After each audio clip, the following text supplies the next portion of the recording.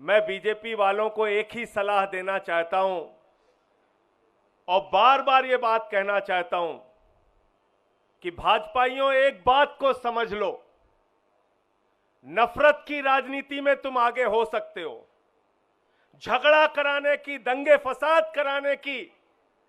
राजनीति में तुम आगे हो सकते हो, भाई को भाई से बांटने की राजनीति में तुम आगे हो सकते हो, लेकिन जब लड़ने की बारी आएगी तो हिम्मत मत करना आम आदमी पार्टी से लड़ने की, हिम्मत मत करना आम आदमी पार्टी के कार्यकर्ताओं से टकराने की, क्योंकि तुम उसमें कभी नहीं जीत पाओगे, कभी नहीं जीत पाओगे। हमारी ट्रेनिंग इस संघर्ष की हुई है और तुम लोगों की ट्रेनिंग अंग्रेजों से माफी मांगने की हुई है, देश से गद्दारी की हुई है। तुम्हारे पुरखों ने देश से गद्दारी करने का काम किया है, अंग्रेजों से माफी मांगने का काम किया। इसलिए लड़ने के काम में कभी चुनौती मत देना, कभी आम आदमी पार्टी को नहीं झुका सकते, कभी हमारे नेताओं को नहीं झुका सकते। आपने हमारी पार्टी के मुखिया अरविंद केजरीवाल को जेल में रखा, मनीष सिसोदिया दिल्ली के शिक्षा मंत्री जिन्होंने दिल्ली के लाखों बच्चों के लिए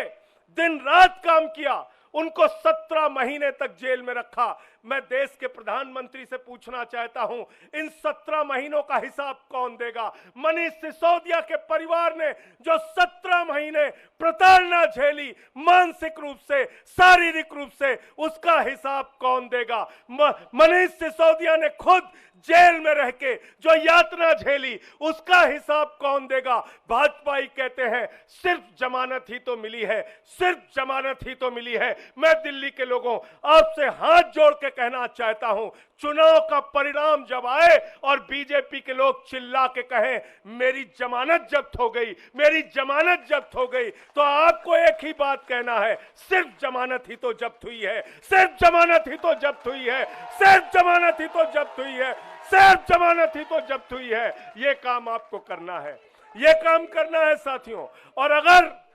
अरविंद केजरीवाल से प्यार करते हो, मनीष सिसोदिया से प्यार करते हो, सत्येंद्र जैन से प्यार करते हो, इस पार्टी से प्यार करते हो, तो आज ही से जुट जाना और चुनाव के बाद एक एक भाजपाई से मिलकर कहना सिर्फ जमानत ही तो जब्त हुई है, सिर्फ जमानत ही तो जब्त हुई है, सिर्फ जमानत ही तो जब्त हुई है।